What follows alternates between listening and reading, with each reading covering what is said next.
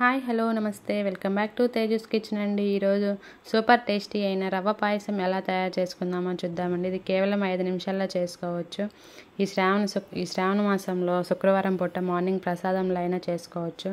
దానికోసం ఒక గిన్నె పెట్టుకొని 1 టేబుల్ స్పూన్ నెయ్యి వేసుకొని, నెయ్యి హీట్ అయ్యేలోపే జీడిపప్పు ద్రాక్ష వేసుకొని ఫ్రై చేసుకోవాలి మంచి కలర్ వచ్చేంత వరకు.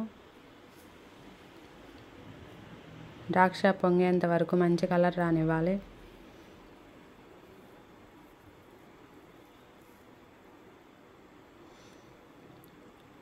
వేయించిన వీటిని తీసి పక్కకు పెట్టుకోవాలి ఒక ప్లేట్లోకి. అదే నెయ్యిలో 1 కప్ ఉప్మా రవ్వ వేసుకొని ఫ్రై చేసుకోవాలి మంచి సువాసన వచ్చేంత వరకు.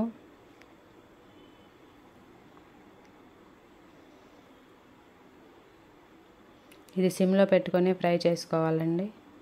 కరెక్ట్గా ఫ్రై అవుతుంది రవ్వ. ఇందులోకి ముందుగానే 1/2 లీటర్ పాలు కాగబెట్టి పెట్టుకోవాలి. ఈ కాచిన పాలని ఇందులో యాడ్ చేసుకుంటున్నాను. 1/2 లీటర్ పాలు. ఉండలు కట్టకుండా విస్కర్ తోటి బాగా మిక్స్ చేసుకోవాలి, లేదా గరిటెతో అయినా మిక్స్ చేసుకోవచ్చు. 1 కప్ ఉప్మా రవ్వకి 3 కప్పుల వాటర్ వేసుకుంటున్నాను. అండ్ అలాగే 1/2 లీటర్ పాలు కూడా వేసుకున్నాం. కరెక్ట్గా సరిపోతుంది టెక్స్చర్ ఈ కొలతలతో చేస్తే.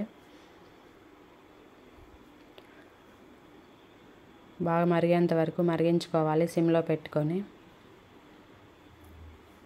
1 కప్ ఉప్మా రవ్వకి 1.5 కప్ షుగర్ కరెక్ట్గా సరిపోతుందండి. 1.5 కప్ షుగర్ యాడ్ చేసుకుంటున్నాను. స్వీట్ కావాలనుకున్న వారు ఇంకొంచెం ఎక్కువైనా యాడ్ చేసుకోవచ్చు. ముందుగానే వేయించుకున్న డ్రై ఫ్రూట్స్ని, కొంచెం యాలకుల పొడిని వేసుకొని మిక్స్ చేసుకోవాలి.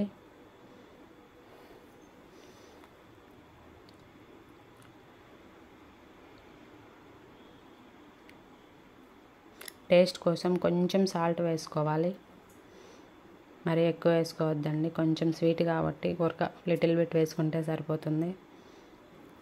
ఒక 2-3 మినిట్స్ సిమ్లో పెట్టుకొని ఉడకనివ్వాలి.